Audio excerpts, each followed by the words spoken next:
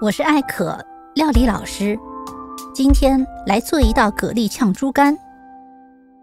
炝讲究的是在烫熟的食材上淋上酱汁，再用滚油炝出味，整道菜鲜香惹味，同时能尝到蛤蜊的鲜美和猪肝的爽嫩，非常好吃。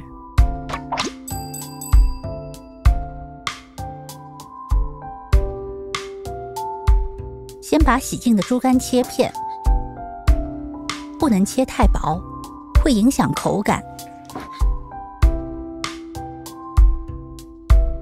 然后加生抽、料酒、淀粉拌匀，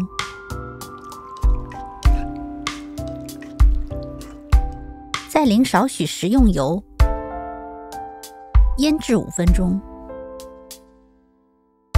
烧一锅水，下葱节、姜片煮沸，放入猪肝汆烫。要让猪肝口感爽嫩，时间不能过长，断生发白就好。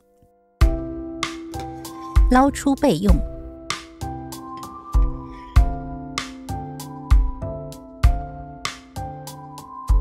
起油锅，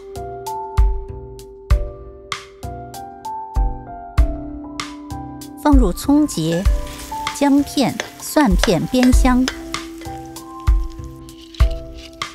下蛤蜊，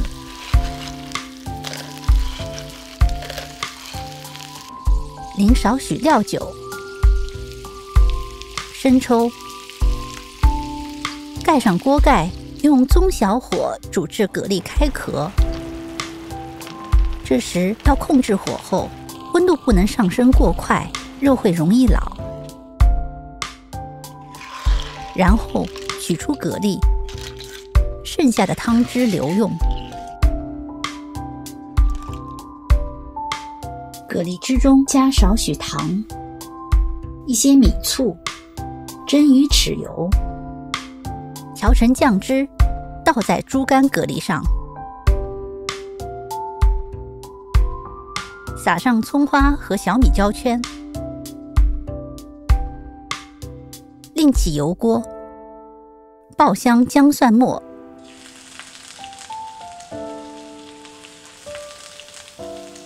关火，快速地浇在猪肝蛤蜊上。鲜美爽嫩的蛤蜊炝猪肝就做好了。